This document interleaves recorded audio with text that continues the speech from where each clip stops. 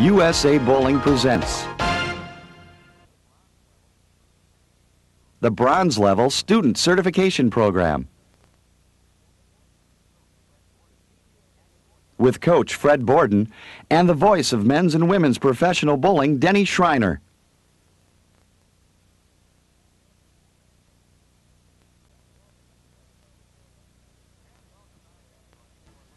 And welcome back, everybody, for lesson number 2. I'm Denny Schreiner along with the coach, Fred Borden. Hopefully, after lesson number 1, you had an opportunity to select yourself a bowling ball that not only is the proper weight, but also has a very good grip. You were able to go out and find a pair of bowling shoes that fit snugly and comfortably.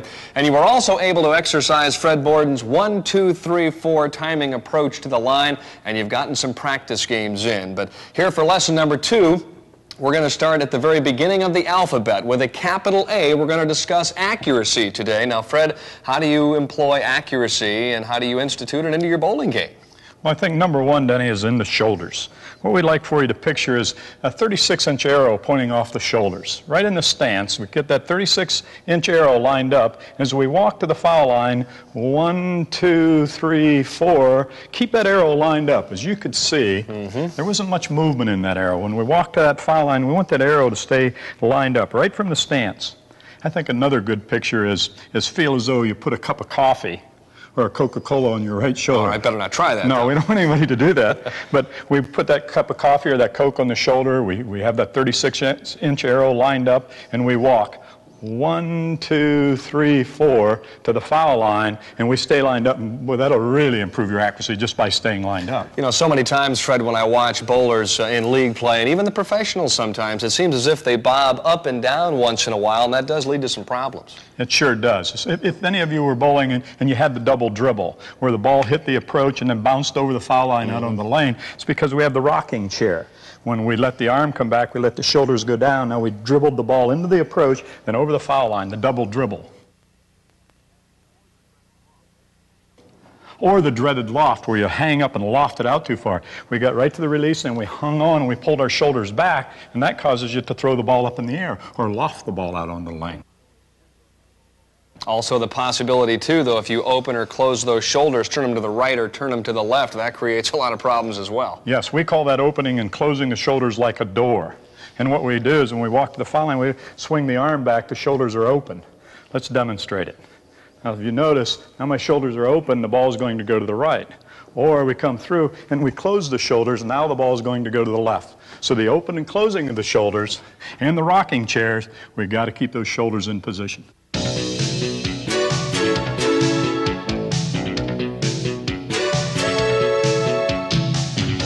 You know, there's an old adage in the sport of bowling: if you get off to a good start, normally it means you'll end up with a pretty fair finish, and that's exactly true in this case. Sure is, Denny, and what we mean by that is we have that hand right here in the stance, and we want to push that ball out on line. We want to push it out straight or square, right out over that right foot. We see people often that push the ball out to the right, and then if you push it out to the right, the arm swings behind the back. And then the reverse of that would be holding in a stance and you push it too far left. And naturally your swing bounces out away from you.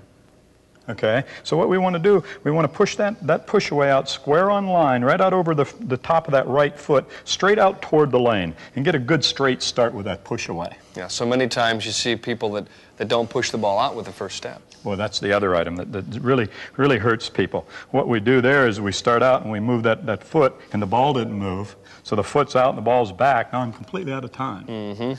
I get up to the foul line now, and my foot hits the foul line, but my ball's way back here. So now look where my shoulders are pointed. Pointed dead right, because the ball is in 3 and the foot is in 4. Watch what happens to the shoulder when I bring the ball into 4. Well, I just squared it right up. Now the opposite of that, Denny, it's just as bad. It sure is, and it's called early timing. Right. And that's where we moved the ball, and the foot didn't get out underneath it. So we moved the ball a little early, okay, and we get to the foul line. Now the ball is there in front of the body. Now you can see my shoulders are pointed way over to the left. Now I got to bring it back to 4. So the trick is to get a good start. A good straight start, and start it with the right foot. All right, the right hand and the right foot together. Well, it has to be. All right. Through the years, I've had the opportunity of watching not only the finest men professionals in the world, but the ladies as well. And one thing that I've always seen consistently from those players is just a beautiful, fluid, nice, straight arm swing. Yeah, Denny, if there's one key to accuracy, the major key, we'd say, is keeping the swing on line. Okay. What we'd like for you to picture is picture yourself standing inside the face of a clock. Right out in front of you would be 12 o'clock. To the right of that, naturally, would be 1. Then right behind you would be 6 and 5. Now, as we push the ball out, we push it right out between 12 and 1. Now, out behind us, it's right between 5 and 6, and then right back through between 12 and 1. Here's what a lot of people do again. They push it out to the right. They drop the swing into 7, or inside of 6. Arm in, ball out.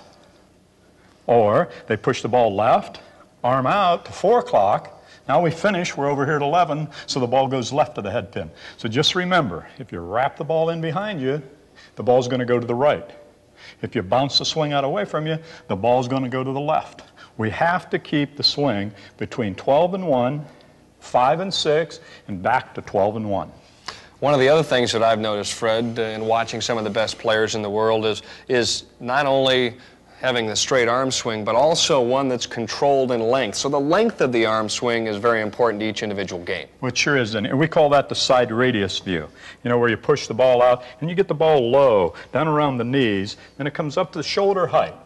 Now it's coming in. It's something like an airplane making a landing. The swing's coming down toward the bottom of the swing, and then it turns around and takes off again. Or it's a pendulum motion or a half swing. Okay? So we swing a low saucer pendulum motion with a nice smooth stroke. All right, we've talked about a lot of things, the arm swing and the shoulders. Let's now get down to the one aspect that's connected to all the others. That, of course, is the wrist positions. And the hand action, huh? Boy, how important that is. We call it the flippy flop, so we've got to get rid of the flippy flops. All right. What we'd like for you to do is put that thumb in the 10 o'clock position. We'd like to have that into the handshake position. How you doing, Mr. Borden? Yes, how are you? Nice to see you since lesson number 1. I see.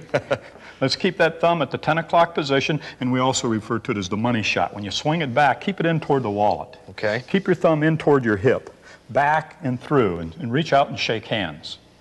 Here's the common error we see, especially with new bowlers.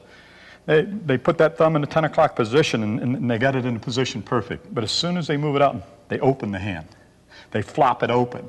Now we have the thumb open, or what we refer to as the backup ball position. And that puts a reverse spin on the ball. Right, and that would mean that the ball would go from left to right and obviously curve away from the pins. That's not what you want. No, we want that ball to work into the pins. Much higher percentage of strikes when we throw the slight curve in toward the pocket.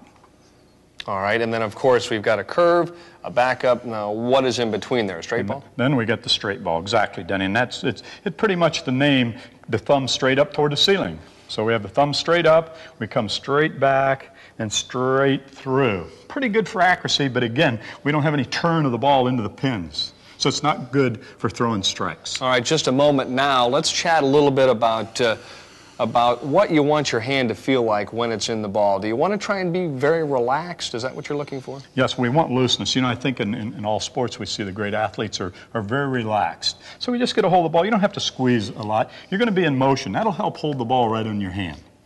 So just a nice relaxed motion, and then we walk up to the foul line, and we have the arm coming into the release position like the airplane is going to release, and right here at the bottom of the swing, we drop the thumb out of the ball. Now as the airplane's taken off, the fingers feel the ball right into the follow-through. It seems many, many times that in order to get the ball to curve, the players that really don't have a lot of experience will even try and turn the ball, come maybe over the top of the ball. That's not what you're looking for. Not at all, Denny. What we've already set the hand. The hand with the thumb pointed at 10 o'clock and the fingers are on the outside of the ball, so you can just keep it in position with no movement. Just keep it nice and still. Because the fingers are on the side of the ball, when you swing through, drop the thumb, the fingers will automatically put rotation to automatically turn the ball into the pocket and be perfect for your strike shot. Okay. Now we've talked about the starting position, the stance, a lot of other aspects for our beginning bowlers. What about the finish position? What position do you want to be in when the ball is finally released? Well, Denny, this is a big one on accuracy because we have a lot of people say, well, I never see the ball go down the lane, or I miss my mark all the time. And the reason for that is we get into the final position right here. It's something like sitting in a chair, but you have your right leg back. You sit, or we say, body down, arm up. What we see every day is people get into that foul line and they pull up and they blink their eyes and they pull up real hard with their entire body. So just body down, keep your body down, sit in the chair and stay there and just let it roll right over the target. All right, that sounds good. Now, let's review, I guess, the basic aspects of accuracy. First and foremost, I guess you want that 36-inch arrow, huh? Yeah, we want to line those shoulders up. And we need to get a good start. We need to keep that swing on line. We need to keep that hand from the flippy flops, keep it in the 10 o'clock or the shake hands position. Then we need to get the clean release at the bottom of the swing and stay down and watch it roll down the lane. All right, don't forget, accuracy is the name of the game in bowling. Get out this week and practice if at all possible. Don't forget lesson number 3. Fred and I will teach you how to make those spares.